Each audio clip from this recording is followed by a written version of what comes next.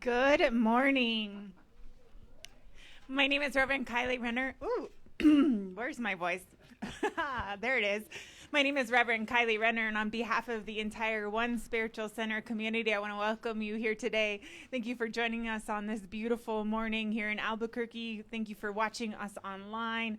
What a joy it is to see some faces I haven't seen in a while. Thank you for bringing your presence here.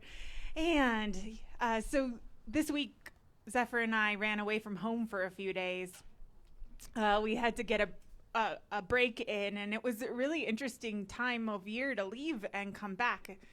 So as you know, I'm kind of obsessed with my garden, and when I left, all of these things looked like weeds. They didn't look like anything, and lo and behold, discover, thank God I didn't pull them, because I have 5 million tomato plants that have found their way into my garden from the soil from last year and made their way. And I just am in this sense of like all of these places where if we take a little bit of a step back, we'll notice that there are things that maybe don't look like anything growing. And if we let them be and we let ourselves be, that somehow we can let things unfold in a beauty and a perfection that's bigger than we could imagine. So last week the trees didn't have leaves. They were little tiny things, and now we actually have some green, and it's amazing how 4 days away can change the way everything looks. And so I'm going to tell you a little bit more about that in a bit, but I am just so grateful to see all of you and to be together this morning. So we're going to take a moment to breathe into this day and to pray. So if you're comfortable just closing your eyes.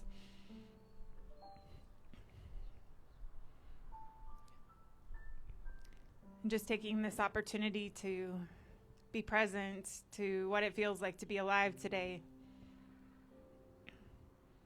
To all the things that are shifting and changing and growing.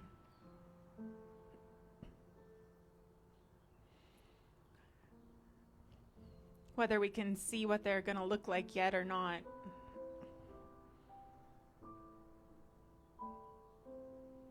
I just recognize the power and the presence of the one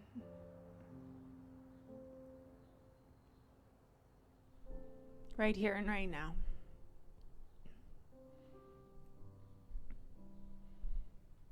And we just anchor into the effortlessness of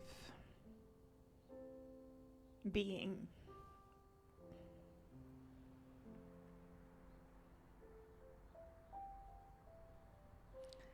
Letting ourselves relax into this day.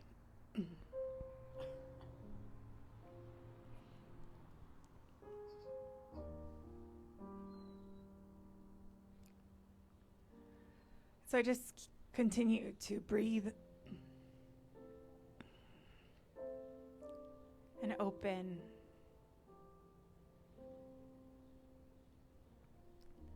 and let it be. And so it is.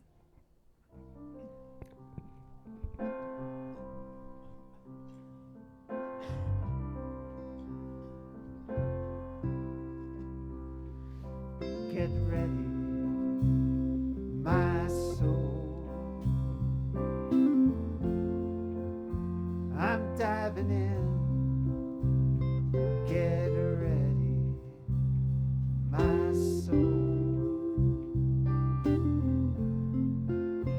I'm diving in to the deepest kind of love, to the sweetest kind of life.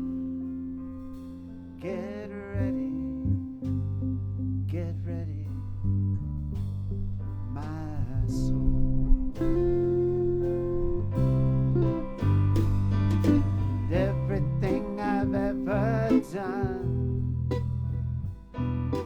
everything I've ever seen, everything I've lost or won, everything I've ever dreamed has brought me here to the present moment, here to the new beginning, here, and I'm seeing things so clearly now. Get ready, my soul. I'm diving in. Get ready, my soul. I'm diving in to the deepest kind of love, to the sweetest kind of life. Get ready, my soul.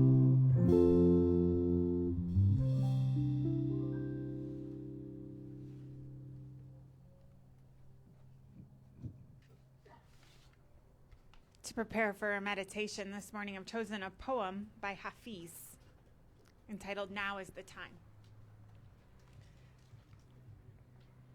And our friend in the Corolla that likes to blast his music is going to go by, and then I'm going to start. Now is the time. Now is the time to know that all you do is sacred. Now, why not consider a lasting truth with yourself and with God? Now is the time to understand that all your ideas of right and wrong were just child's training wheels to be laid aside when you can finally live with veracity and love. Now is the time for the world to know that every thought and action is sacred. That this is the time for you to compute the impossibility that there is anything but grace. Now is the season to know. Now is the season to know that everything you do is sacred. And so we just take that energy of remembering that it is all sacred, that everything is grace, and we allow the meditation to move us.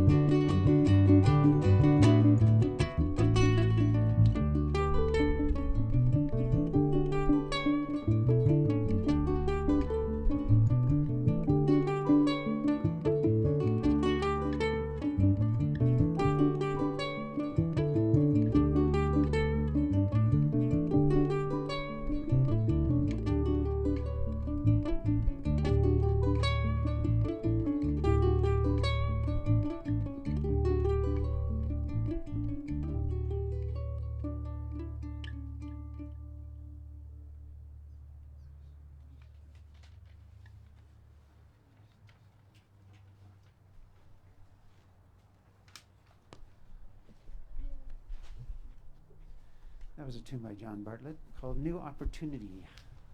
Or, yes, Opportunity.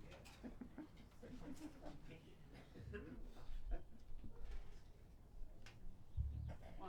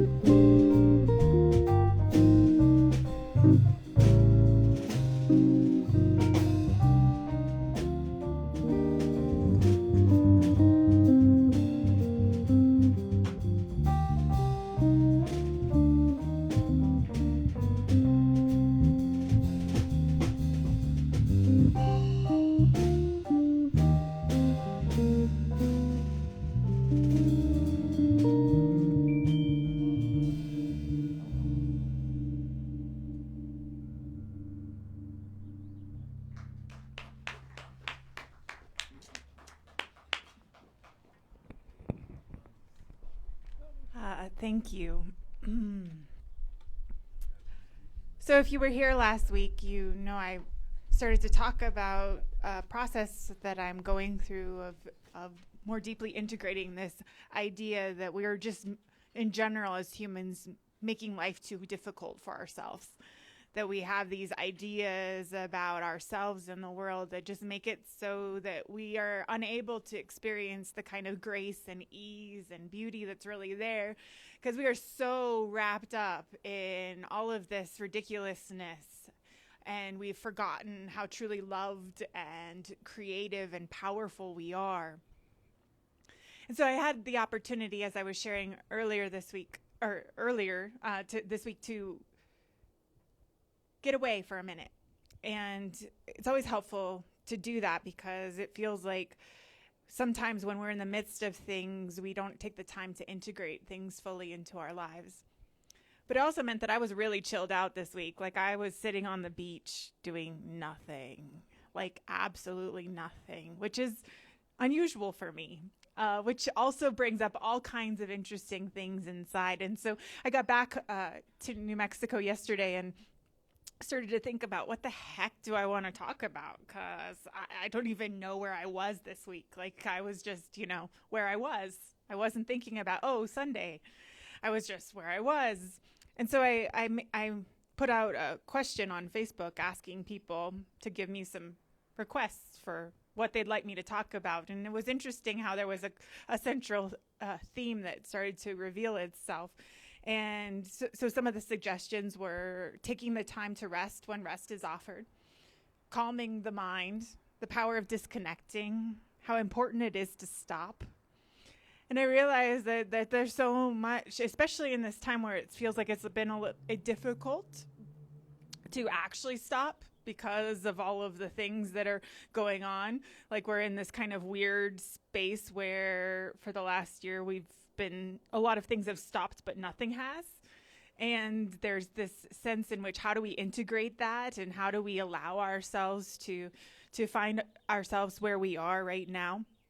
And one of the things I keep thinking about is how, when we're really close into things, whether it's a problem we're working on or something that's going on in our lives, that we have this tendency as human beings to exaggerate everything, right? Like, it just becomes so big that we don't realize that there's anything else going on in the world, right? We can make something really that doesn't need to be like gigantic in our minds. And if we can't get that fuller perspective, we end up just playing this tape that then repeats itself and creates this self-perpetuating cycle where it just becomes bigger and bigger and bigger.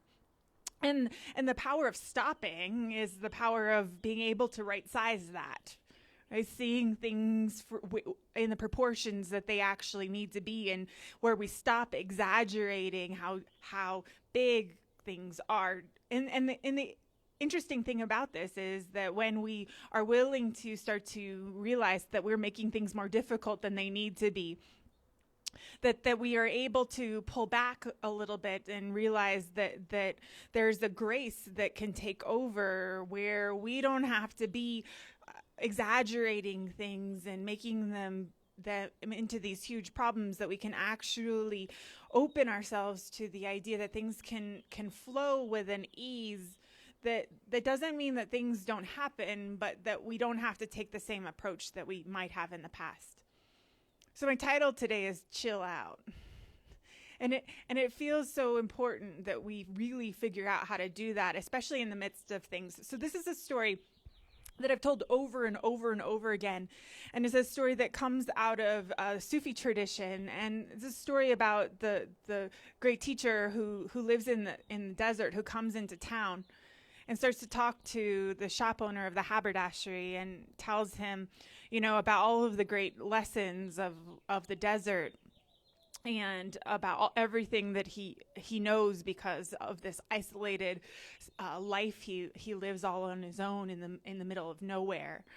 And the shopkeeper says, "Well, your teaching is no use for me." And the wise man was really, really offended, because of course my teaching is of use to you.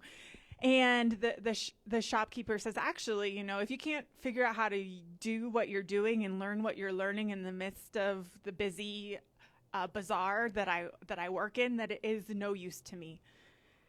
And I think about that often when I think about the ideas we have about where and how to approach, especially the spiritual life. Like, we think that we have to do it in some way that's isolated from the rest of our lives. And this story instead is about how we have to do that in the midst of all of our lives, right? Like, we have to find a way to chill out in the midst of something that feels like it's going drastically different than we want it to.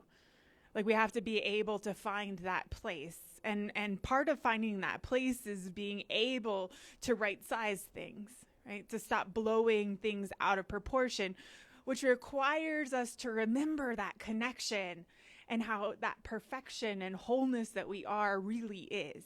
Because when we can do that, and when we can remember that there is something else moving that's bigger than ourselves, and that we don't need to control and plan and determine what comes next in some way in which we're just like agonizing over things, there's something else that takes over that really is chilled out, right?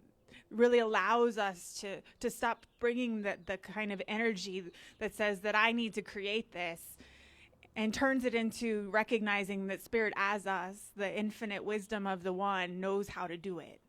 It knows how to heal. It knows how to create. It knows how to open. It knows how to do whatever it is that's coming next with an effortlessness that can't come when we're so obsessed with trying too hard and making it too difficult. So there's this great line from Brene Brown's work on perfection that feels like it really resonates with this topic for me. And so this is what she says, and she's talking about perfectionism, but I think that it's really talking about how willing are we to realize that there's something perfect in us moving already. Perfectionism is not the same thing as striving to be your best. It's not about healthy achievement and growth. Perfectionism is the belief that if we live perfect, look perfect, act perfect, we can minimize the pain of blame, judgment, and shame. It's a shield. Perfectionism is a 20-ton shield that we lug around thinking it will protect us. And in fact, it is what it's really doing is preventing us from taking flight. And so we carry around like this trying too hard, this perfectionist idea all over the place, and we think it's protecting us. But in fact, what it is doing is limiting us and creating a space in which we continue to bump up against things that don't need to be there. And so one of the benefits of stopping is that when we can do our best and then just step back, that we realize this is really the path to peace. That we can only do our best, that is the only thing that could ever be expected of us, and that we must then be able to step back so that we can see things in right perspective, and so that we can really allow ourselves to be available to the kind of rest and peace that can come from just knowing that there is a perfection sitting at the center of things that doesn't need us constantly meddling in it. And I know this is so hard, especially if we feel like we're really righteous about what we're riled up in, right? Because we feel like, oh, it really, really is really, really, really, really, really, really hard. And yes, it is. But we can have a relationship with even the most difficult things in our lives that can allow for a grace and a chilled outness that doesn't make us crazy and everyone else around us crazy. So I think about this sometimes. I have a friend that a few years ago was telling me, for the 5 millionth time about their narcissistic ex-husband and the whole story, right? Like, and I stopped and I said, I've met your ex-husband and I completely agree with you. And now what? Right? And now what? Chill out. Right? And it's so hard to hear that, especially when we're so wrapped up in the story we're telling and the idea we have about it and how difficult it is and how perpetual it is. And if we don't have the capacity to stop ourselves, it's really necessary to let the world or life stop us. Because this is the thing, right? Like, if we're going to be able to integrate all of the things that are so obviously growing and sprouting in all of us right now, like these really big, powerful, changing beliefs and ideas that really change all of the systems in our lives that are obviously so here. Like, if we're going to really integrate that, we need to be able to stop so that we can find right perspective, so that we can pull away from the things that we have gotten ourselves so wrapped up in, so that we can actually focus on what we need to focus on. And if we cannot do it for ourselves, it's such a blessing, even though my friend didn't talk to me for about a month after that conversation, ended up coming back to me and saying, thank you, right? Thank you for telling me that I needed to stop telling that story. Thank you for allowing me the space to be mad at you for doing that. And then for welcoming me back in when I was ready. And I think that that's one of the beauties about any time when we are called into deep rest. It's so interesting how that space makes everything seem so different.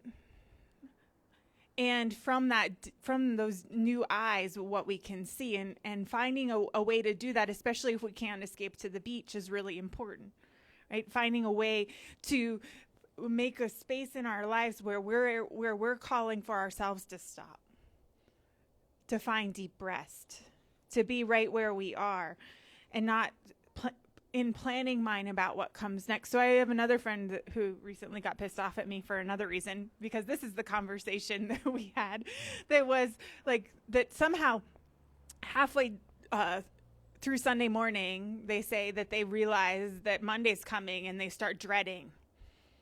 And they can't be in Sunday and the family and the space they've created and all of the beauty, because all they can think about is all the things that are going to come up on Monday at work and the next day and the next day. And they've gotten themselves so wrapped up in that they cannot, in fact, be where they need to be, which is in the moment.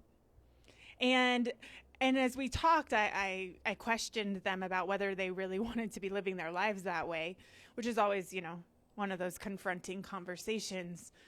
But it's so important to realize that we're all doing this in our own ways, right? We're always in our own ways thinking about what's coming next. And the power of rest and chilling out is being able to just be where we are, to be in the moment and all of the things that we've refused over and over again.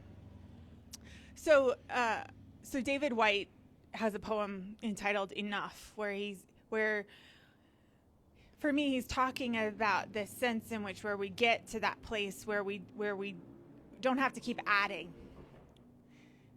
We don't have to be anywhere else. We don't have to be thinking about what's next, where this moment is enough. And so these are his words. Enough. These few words are enough. If not these words, this breath. If not this breath, this sitting here. This opening to the life we have refused again and again until now. Until now. So I guess the big revelation for me in the integration of this week is about how exactly all of that trying too hard and busyness and making things more difficult than they need to be, all of that was hiding this bigger question about how willing am I to allow myself to be enough? How willing am I to realize that there's a perfection in me that is bigger than I ever was willing to see before or experience, and that there was an ease and a grace that could be available. And all of that was hiding me ever having to look at that because I had to keep focusing on all of the other stuff. And when we step back from trying to make it so much harder than it needs to be, there's a way in which life has a way to show up. So there's this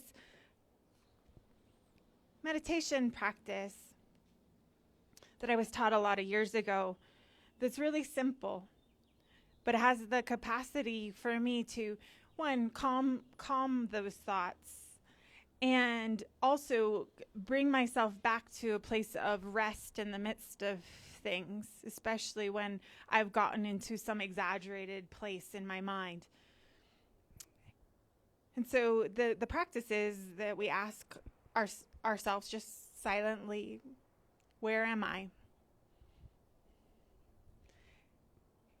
And we think about it enough and we practice it enough until our answer is here. Because often we're not actually here. And then the second question is, what time is it? And then we start to look at all the places where, what time is it really? In our heads, what time is it? Where are we? What time is it? And we ask ourselves honestly that question until we can get to a place where we say now. And then we just do that enough so that those questions are reminders about bringing ourselves present to right here, so that we can become available to grace, so that we can become available to peace, so that we can truly rest in the love and the peace of the one. And I want this for all of humanity, but I especially want it for everyone in the sound of my voice, just this kind of just deep rest. This deep rest that just comes from remembering how loved we are, how protected, how guided, how perfect. And that kind of grace that starts to move when we allow ourselves to actually believe that. And it requires not work. And it requires not all of the ideas of striving that we have in our heads. And it does not require some sort of perfection that's different than what it already is. And it can happen in the midst of anything, no matter what it is that's going on in our lives. And there's this sense in which when we let go of all of those ideas about how it actually has to happen, that it actually just gets to. That we get to just chill the fuck out, right? Like just chill and let whatever needs to happen. And I just am so interested in this way in which when we honor that was our turquoise Corolla again.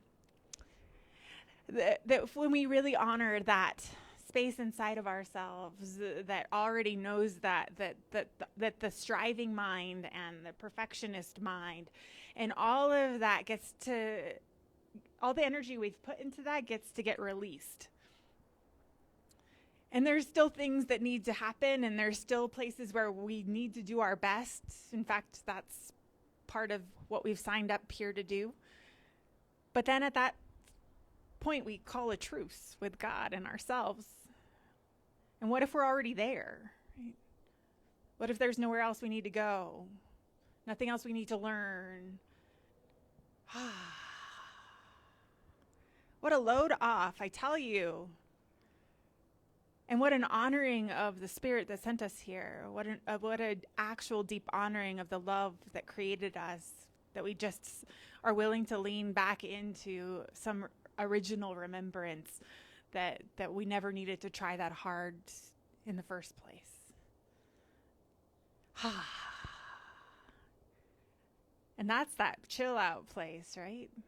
Where we can then take it into the middle of the grocery store and the middle of a hospital, or wherever it is that we have to take it, and we can take that energy that then not only heals us, but heals this whole thing we're doing together, and it really allows us to deeply integrate what's emerging. And so I'm grateful for some breathing room and some space to chill out, because it reminds me so deeply of the necessity for that writing of perspective in no matter what's going on for us. So I'm going to ask the band to come on up, because we're going to sing into our prayer today. And as we prepare the way, I'm going to just ask you to maybe think of some place where you might need to chill out. I'm not going to tell you where it is. This is yours. And maybe no one even in your life knows that you've been agonizing or antagonizing yourself about something, that you've got something that's not right-sized, that you've exaggerated it. Maybe you don't fully know it. Maybe you still are telling the story, but my narcissistic ex-husband. We're just going to let that moment of peace and wisdom that comes from chilling out, see if we can shift. So please join me as we sing into our prayer. Our prayer of love lifts us high.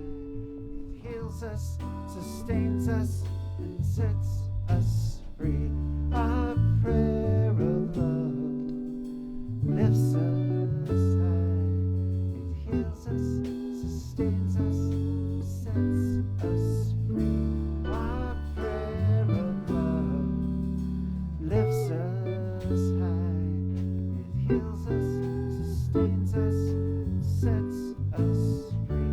Our prayer of love lifts us high. It heals us, sustains us, sets us.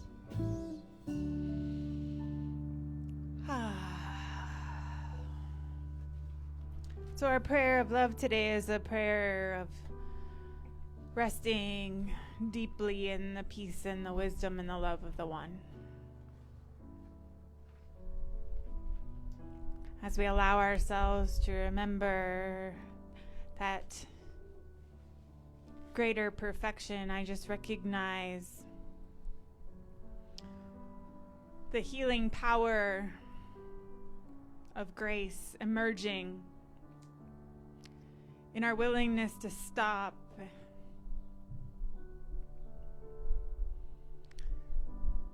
to rest,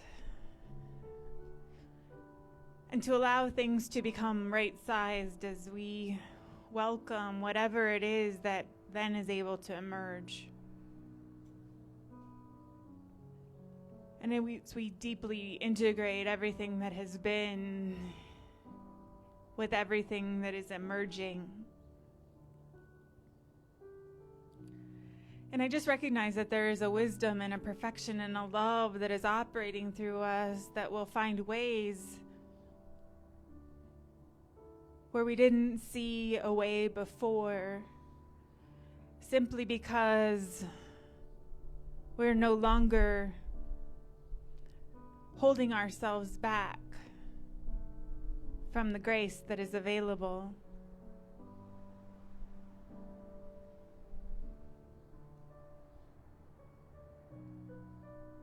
And I know that this grace is available in its fullness right here and right now, that there is absolutely no barrier between any one of us and it.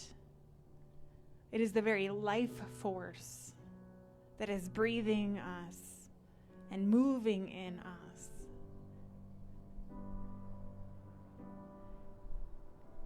And so I just welcome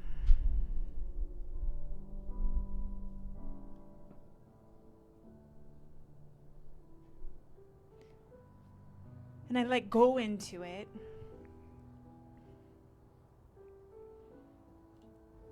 And I let Spirit lead.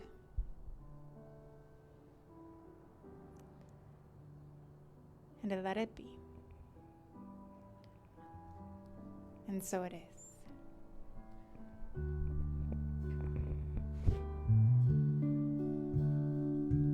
Our prayer of love lifts us high.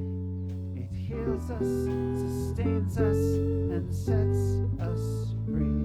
Our prayer of love lifts us high.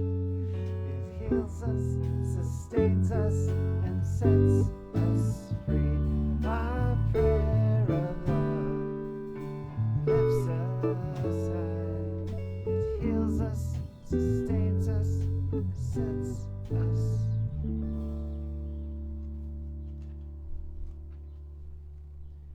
This next tune is by Dave Brubeck, and I've always wanted to play it, and I hope I can.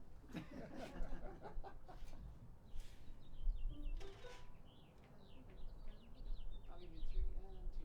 1, 2, 3, 1,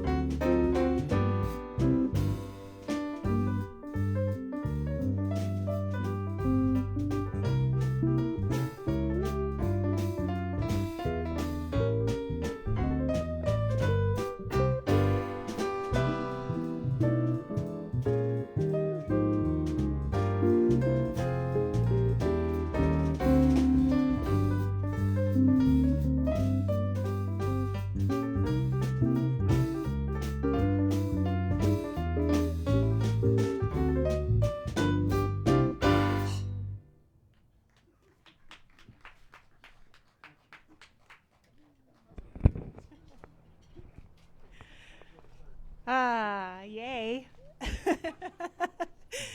Lots of chilling out going on today.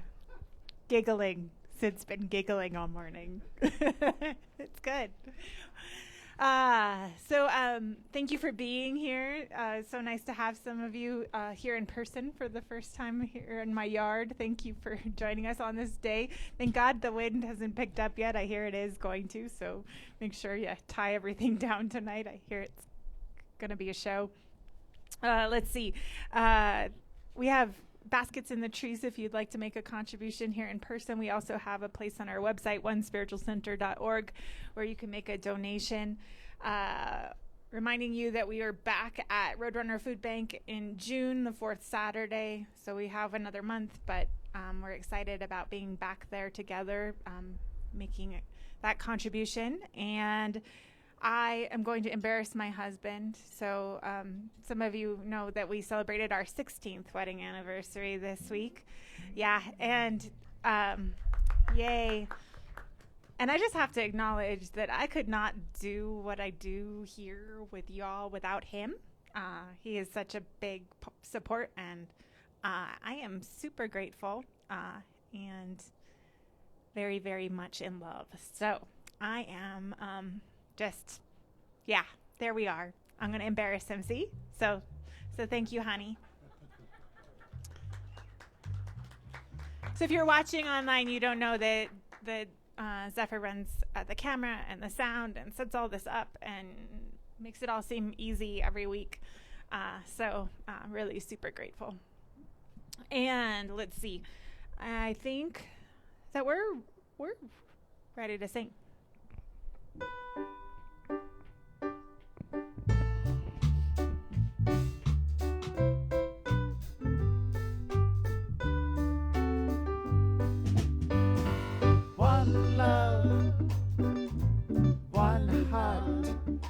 Let's get together and feel alright. One love, one heart. Let's give thanks to the Lord and we can feel alright. People get ready, there's a train a-coming. You don't need no baggage, you just get on board. All you need is speed, hear that diesel humming. Don't need no tickets, you just thank the Lord. One love, one heart. Let's get together and feel alright. One love, one heart. Let's give thanks to the Lord and we can feel alright. People get ready for that train to Jordan, picking up passengers from coast to coast. Faith is the key, open the doors and board 'em. There's room for all that love the most. One love, one heart. Let's get together and feel alright. One love, one heart. Let's give thanks to the Lord and we can feel alright. Let's get together and feel alright. And we have one last blessing to sing to one another.